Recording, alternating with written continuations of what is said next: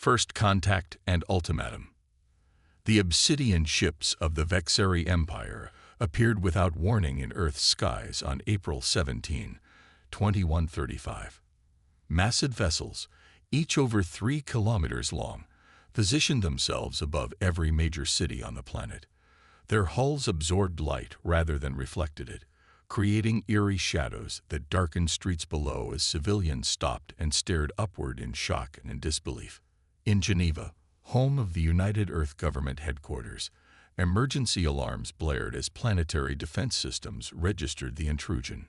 General Maya Santos rushed into the Crisis Command Center, her normally composed features tight with tension. Screens displayed the alien vessels hovering over London, Tokyo, New York, Lagos, Sydney, and 24 other metropolitan centers. "Status report," she demanded, her voice cutting through the chaos of the room.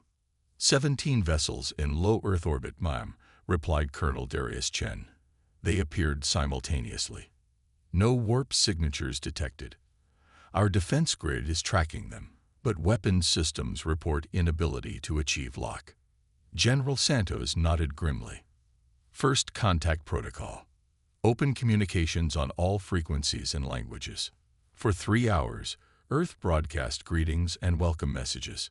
For 3 hours, the ships remained silent sentinels above a planet holding its collective breath.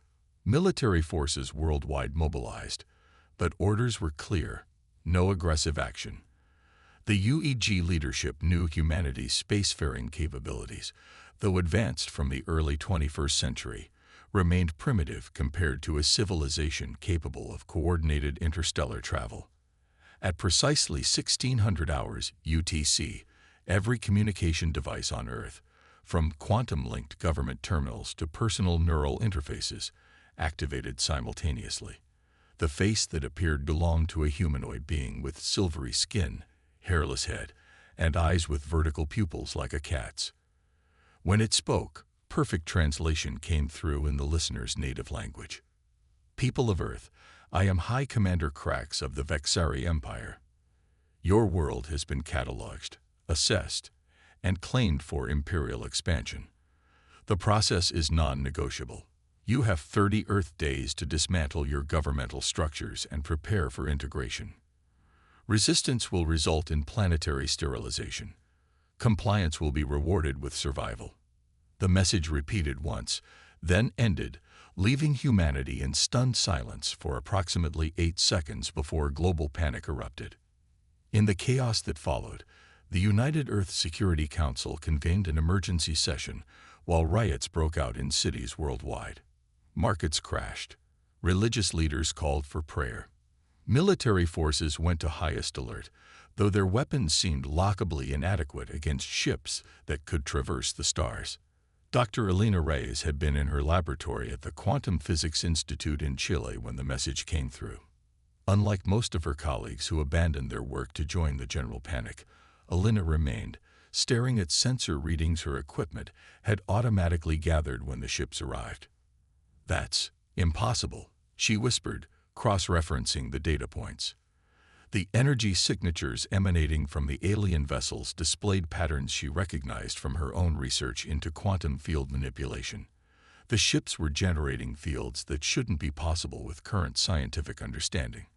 And yet, the mathematical basis looked oddly familiar. 3 days after first contact, while global leaders debated futile military options and potential surrender terms, Elena requested an urgent meeting with the Security Council. Her reputation as the leading quantum physicist on Earth earned her an immediate audience. "The Vexari ships are utilizing what I call quantum envelope technology," she explained, displaying complex equations on the chamber's main screen. "Their defensive systems, propulsion, and likely their weapons all operate on principles I have been theorizing for the past decade. The remarkable thing is, they have a fundamental vulnerability." General Santos leaned forward. "What kind of vulnerability?" "Their quantum fields operate on precise resonance frequencies," Elena explained. "If we can generate a counter-resonance field at exactly the right amplitude and phase, we could potentially disrupt their entire technological infrastructure. Their shields would fail, Their weapons would deactivate. Their communications would collapse. "How long to develop such technology?" asked the Chinese representative. Alina's expression tightened. "With global cooperation and resources, 4 to 5 months. We have 30 days before their deadline." The room fell silent until Ambassador Kimura of Japan stood. "Then we must buy time. We appear to cooperate while secretly preparing our defense." The plan formalized over the next 24 hours. Ambassador Kimura would serve as Earth's representative to the Vexari, requesting additional time for an orderly transition, while Alina led a worldwide scientific effort codenamed Project Stardust. Ambassador Kimura's meeting with Commander Krax took place aboard the flagship vessel. The elderly diplomat maintained perfect poise despite the alien environment. "Commander," he began with a respectful bow, "Earth is prepared to accept imperial authority. However, our world contains over 200 sovereign nations with complex economic and political systems. To ensure an efficient transition, we request a 6-month preparation period. Force us to rush, and you'll face administrative chaos. Allow us time, and Earth will integrate smoothly into your empire." Krax studied the human with mild interest. "Your cooperation is unexpected. Most species resist until demonstration of our superior firepower becomes necessary. We are a practical people," Kimura replied simply. After brief consideration, Krax agreed to the extension. 6 months, no more. Your compliance will be rewarded with preferential treatment in the new order." As Kimura's shuttle returned to Earth, Operation Stardust activated worldwide. In a converted mining facility 5 kilometers beneath Lake Baikal, Dr. Alina Reyes established the primary research hub. Similar facilities activated across all continents, underground, underwater, hidden from Vexari observation. Above ground, Earth appeared to prepare for imperial integration. Administrative buildings were constructed in major cities. Schools began cultural orientation programs, supposedly preparing for Vexari governance. Military forces publicly stood down, their equipment placed in storage. The Vexari observed these developments with satisfaction. Commander Krax reported to his superiors that Earth's integration was proceeding smoothly, with humans proving sensibly cooperative. Monitoring ships reduced their presence, redeploying to more troublesome sectors of the expanding empire. Meanwhile, beneath the surface, humanity built its defense. The counter-resonance technology evolved from theory to prototype. Testing facilities verified its effectiveness against simulated Vexari quantum fields. Production began on thousands of specialized satellites designed to appear as standard communications equipment, but containing the critical counter-resonance generators. 3 months into the 6-month extension, Alina's team achieved a breakthrough. In a secure testing chamber, they successfully collapsed a replica of Vexari shielding technology. "It works," Alina whispered, watching the energy field dissipate. Dark circles shadowed her eyes from months of 18-hour workdays, but a fierce smile lit her face. "We've got them." General Santos watched the demonstration with cautious optimism. "How soon can we deploy?" 2 months for full global coverage, Alina answered. "We'll be ready before their deadline." The production phase accelerated. Nations that had once been adversaries now shared resources and manufacturing capacity. Satellite launches increased under the guise of upgrading Earth's communications infrastructure for imperial integration. The Vexari inspected the first few launches, found nothing suspicious, and subsequently paid little attention. What they didn't understand was that while each individual satellite contained nothing threatening, together they formed a global network capable of generating the precise counter-resonance field it would neutralize Vexari technology. 5.5 months after first contact, Earth was ready. The satellite network stood at 94% deployment. Small, maneuverable spacecraft, officially designated as Imperial support vessels, but secretly armed with counter-resonance weaponry, waited in hidden underwater and subterranean hangars worldwide. In his underground command center, General Santos addressed the combined military leadership of Earth. "Tomorrow, the Vexari expect our formal surrender. Instead, they'll face humanity's refusal to be conquered. Our ancestors fought for freedom across this planet for millennia. Tomorrow, we fight for it across the stars. As the resistance prepared for battle, Dr. Elena Reyes calibrated the final adjustments to the Stardust system. Tomorrow would determine whether her work saved humanity or witnessed its end. She thought of all the billions of lives depending on her equations being correct, her theory holding true when tested against actual Vexari technology rather than simulations. All across Earth, people went about their daily routines, most unaware that the following day would either mark the end of human independence or the beginning of humanity's emergence as a force in the galaxy. The Vexari ships continued their silent watch, never suspecting that the supposedly primitive species below had spent 6 months preparing a surprise that would shake the foundations of their empire. Operation Stardust and beyond. The day Earth was scheduled to formally surrender to the Vexari Empire dawned clear and bright. Commander Krax stood on the bridge of his flagship, studying the blue planet through viewing portals. After 6 months of preparation, the integration of this world into the Empire would proceed smoothly, another triumph for his distinguished career. Incoming transmission from the human representative, announced his communications officer. Display, Krax ordered, straightening his posture slightly. Ambassador Kimura's face appeared on the main screen. The elderly diplomat wore formal attire and maintained his usual composed expression. Commander Krax, he began with a respectful nod.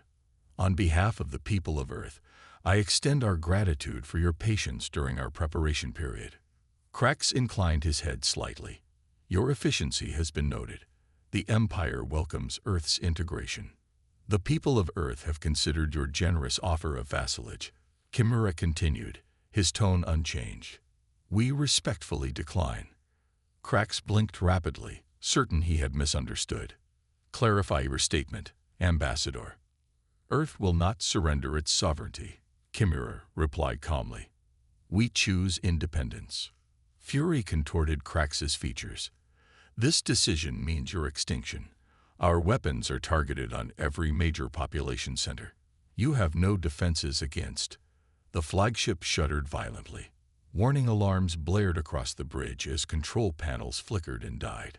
Shield failure detected, shouted the tactical officer. All defensive systems offline. Similar reports coming from all vessels. Across Earth's orbit, the Stardust network activated. 200 satellites, positioned strategically over the past 6 months, released targeted counter-resonance waves.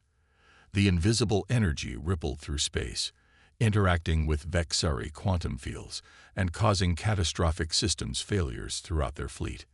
In command centers beneath every ocean, final launch orders were given.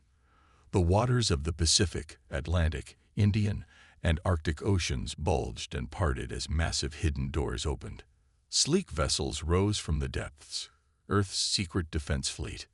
General Santos stood on the bridge of the flagship Defiance, watching as her vessel broke the surface off the coast of Japan. Water streamed from its hull as it rose into the air. All vessels report ready, her tactical officer announced. Begin ascent to attack positions, Santos ordered, her voice steady despite the enormity of the moment. Prepare main weapons. The Earth fleet rose rapidly, powered by advanced propulsion systems developed in secret. The ships appeared primitive compared to Vexari vessels. Bulkier, less elegant, but each carried weapons specifically designed to target systems weakened by the Stardust network. In orbit, Commander Krax watched in disbelief as his tactical display showed multiple vessels approaching from Earth. Impossible, he shouted as his flagship's systems continued malfunctioning. Their technology is too primitive for this. Sir, we've lost weapons control, reported his second officer. Communications are failing. Other ships report similar disruptions. Krax slammed his fist on the armrest. How can this be? They were compliant. They were submissive. On the Defiance, General Santos opened a channel to all Earth vessels. This is General Santos to all ships. The Stardust network is functioning at optimal levels. Vexari systems are down. Remember your training. They're vulnerable now. The first wave of Earth's attack targeted the command ships hovering over major cities. Precision weapons struck propulsion systems and weapons arrays, carefully avoiding reactor cores to prevent catastrophic explosions that would endanger the populations below. The Vexeri ships, accustomed to fighting behind impenetrable shields, had never developed extensive point defense systems. Their crews, trained to rely on technological superiority, found themselves facing an enemy who had systematically neutralized their advantages. "Target their engine nacelles," Santos ordered as the Defiance approached a Vexeri cruiser. "Disable. Don't destroy unless absolutely necessary." Earth's ships moved in coordinated patterns, attacking in groups of 3 against each Vexeri vessel. The human fleet had no chance in a fair fight, but this was not meant to be fair. This was asymmetric warfare on a planetary scale. In his increasingly dysfunctional command center, Commander Crack struggled to organize a defense. Launch fighters. All vessels concentrate fire on the largest human ships. But the fighter bays couldn't open with systems failing. Weapons fired erratically, missing their targets. For the first time in his career, Crax faced an enemy who had completely outmaneuvered him. Near Mars' orbit, where the Vexeri had stationed their reserve forces, another surprise awaited. Over the past 6 months, unmanned missions supposedly sent to prepare Mars for mining operations had instead established human bases on Phobos and Deimos, Mars's 2 moons. Now a second wave of Earth ships emerged from these hidden facilities. "Operation Red Hammer is go," announced Captain Lin to her fleet. "All ships engage according to plan." The Vexeri reserve force found itself caught between attackers from 2 directions. Earth ships pressed from behind, while the Mars contingent blocked their escape route. "How did they establish bases on the moons?" demanded the Vexeri commander. "Our scans showed nothing but automated mining equipment." The truth was ingenious in its simplicity. The mining equipment contained disassembled ships and weapons, brought piece by piece over 6 months and assembled in underground hangars. The Vexeri, focused on Earth itself, had paid little attention to what they considered routine resource development. 3 hours after the counterattack began, half the Vexeri fleet in Earth orbit had been disabled or destroyed. The remainder fought desperately against an enemy that seemed to know every weakness in their supposedly superior technology. On the flagship, now trailing smoke from multiple hull breaches, Commander Crax made a difficult decision. "Prepare for emergency jump to light speed," he ordered. "We must inform the Imperial capital of this situation." "Sir, our engines are severely damaged," his navigation officer replied. "We cannot achieve light speed." "Then send a message through the quantum relay network. Send word to the Imperial capital. The humans are not what they seem. They've developed technology that neutralizes our quantum fields. Request immediate reinforcements." The communications officer worked frantically at his console. "Sir, I cannot establish connection with any relay. The network appears to be offline." What Crax didn't know was that Earth's forces had prioritized the destruction of the Empire's quantum communication relays in the solar system. Special teams had targeted these small, unshielded devices in the first minutes of the attack. The solar system was now cut off from the rest of the Empire. General Santos watched from the Defiance as the Imperial flagship attempted to retreat. "They're trying to run," she observed. "Target their propulsion but leave them functional. We want survivors." "Why, General?" asked her second in command. "Because survivors tell stories," she replied. "And the story of Earth's resistance needs to spread." By nightfall, Earth's victory was complete. The Vexeri fleet that had arrived 6 months earlier to accept Earth's surrender was now disabled, destroyed, or in retreat. Human casualties were minimal. The element of surprise and the effectiveness of the Stardust network had worked exactly as planned.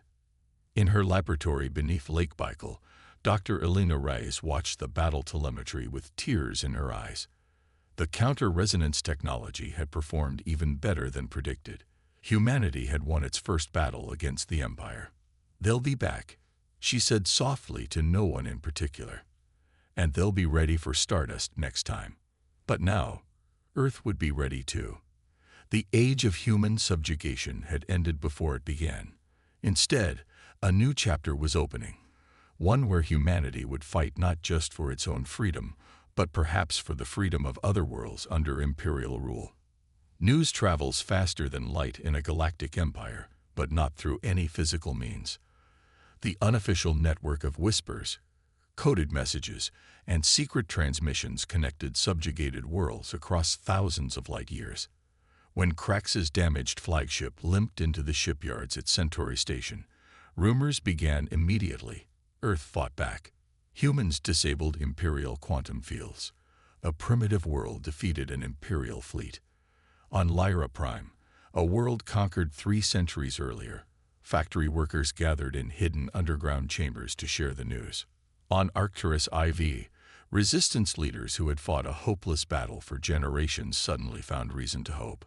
In the mining colonies of the Rigel Belt, slaves looked up from their labor with new light in their eyes. The Vexari High Command met in emergency session on their throne world.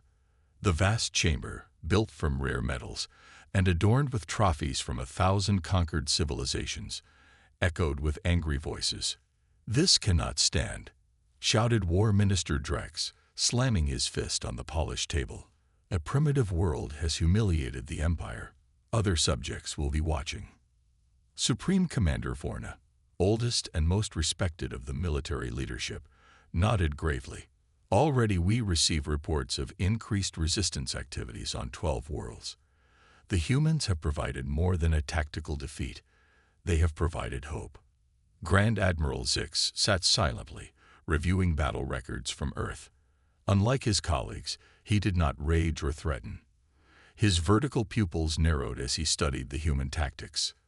"The Void Armada will handle this matter," he finally said, his quiet voice immediately silencing the room. "I will personally lead the expedition."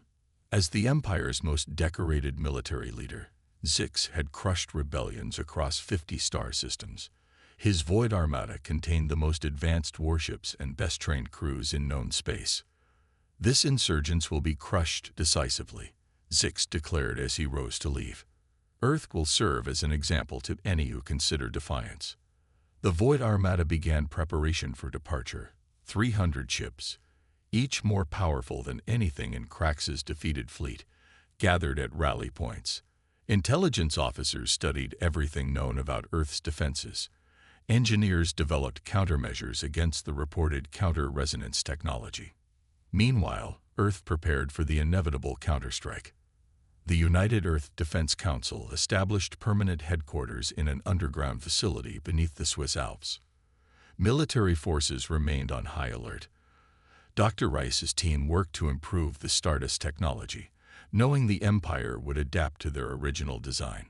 3 weeks after Earth's victory, an unexpected visitor arrived. A small ship of unknown design appeared at the edge of the solar system, broadcasting the simple message, "Friends of Earth, we come in peace." General Santos personally led the security team that greeted the strange vessel at a remote base in Antarctica. When the ship's door opened, she found herself facing the humanoid being with iridescent skin and multifaceted eyes.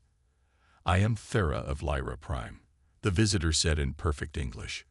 "My people have been slaves of the Vexari Empire for 3 centuries. We come seeking alliance with the First World to defeat them in living memory." Within days, representatives from 4 other species arrived. The crystalline folians, the gaseous nebulans, the insectoid arachnids, and a reptilian saurians. Each had suffered under imperial rule. Each had maintained secret resistance movements. Each had resources and knowledge to share. "The Vexari conquered our worlds when we stood alone," explained Thera during the first alliance meeting. "But together, with your counter-resonance technology, we might actually defeat them." Dr. Rice's eyes widened as the alien shared technical data about Imperial systems. "This changes everything," she whispered to General Santos.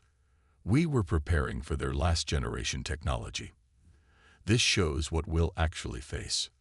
The Void Armada is commanded by Grand Admiral Zix, warned Sorn, the Saurian representative, his scaled skin reflecting the room's lights. He is their greatest strategist, not a fool like Krax.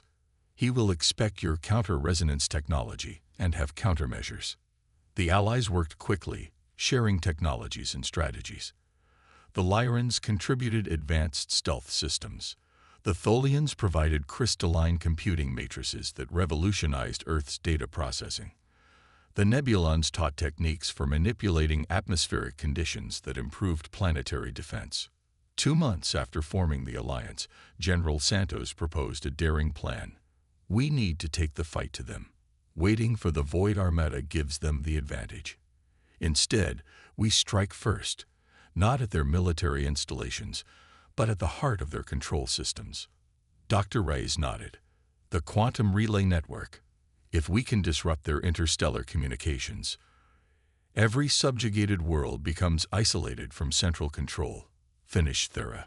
Local resistance movements could rise simultaneously.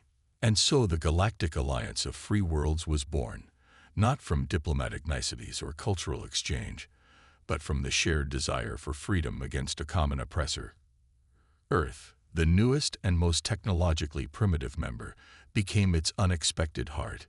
Human ingenuity combined with the ancient knowledge of long-subjugated species created something the Empire had never faced.